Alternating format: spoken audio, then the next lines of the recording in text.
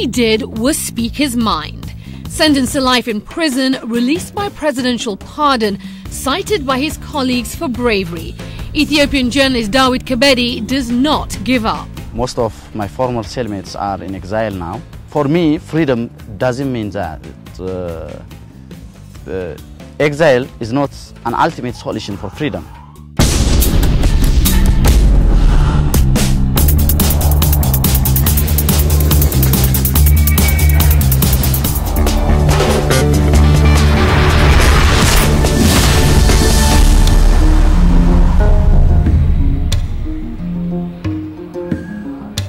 Dawit Kebede has always wanted to be a journalist.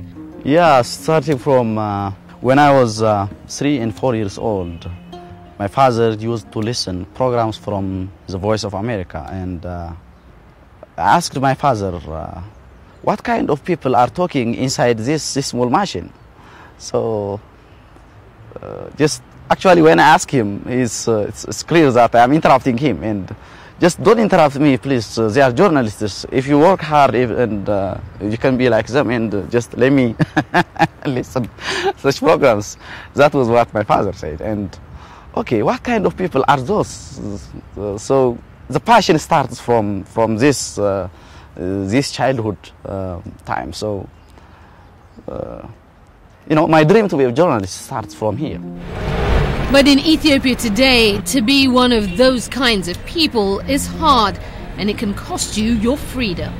I was the one among those who were arrested in the aftermath of the 2005 Ethiopian general election. So I released by presidential pardon, and most of my former cellmates are in exile now. But for me, freedom doesn't mean that. Exile is not an ultimate solution for freedom. In 2005, the country held one of its most important elections. The government of the Federal Democratic Republic of Ethiopia, led by Prime Minister Meles Zenawi, had been in power for 14 years, and many felt it was time for change. People voted in unprecedented numbers, full of hope. But things got messy. Despite obvious victory for the opposition party, the government claimed victory before the results were announced, and rioting broke out. The police and the military opened fire. Hundreds were killed. In the aftermath of the 2005 general election, supporters of the main opposition party protested because of the election results. So the government massacred nearly 200 protesters. So I wrote an editorial. In which I asked why people lost their life while peacefully protesting in an election. So this is clearly violates the Article 15 of the Ethiopian Constitution, because nobody should lose his life unless otherwise commits a crime that's equivalent for death penalty. So I wrote an editorial mentioning this constitutional article. Unfortunately, the government arrested me with senior leaders of the main opposition party, and I was charged by dozens of charges: genocide, attempt to subvert the constitutional system, high treason, and nearly 7 counts. And the evidence presented to the court by the prosecutor was the editorial. The editorial I told you. So because of this editorial, the court sentenced me. I had been in prison for 21 months with 350 prisoners in one single room.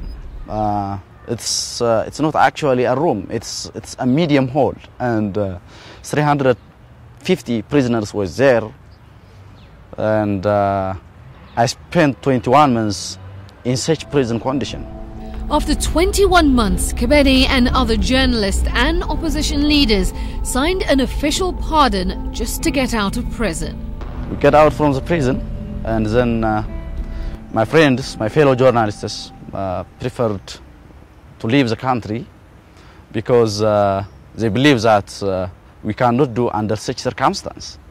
But I prefer to be here and to do my professional responsibility. And 2 days after my release, I went to the Ministry of Information just to ask to grant me a license, publishing license, yeah. But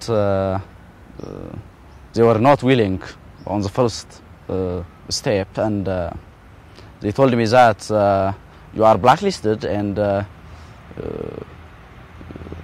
you are not going to have a license. But as the pardon includes to, the pardon says the beneficiary of this pardon can have every constitutional rights. So based on this constitutional rights, we ask them, and organizations like the Committee to Protect Journalists wrote a letter to our Prime Minister, and they grant us the license for the current newspaper, Auramba Times. Like so many of his colleagues, Kebede could leave Ethiopia and live somewhere else, safe from the threat of reprisal. To him, this is not an option. Regardless of the repressive regime here, regardless of the iron fist legislatives adopted by the parliament that undermines the freedom of press, I have no choice rather than doing my professional duty. So it's my belief that getting outside or preferring exile and living under such repressive situations are the same for me. Because as far as I'm not exercising my professional duty abroad,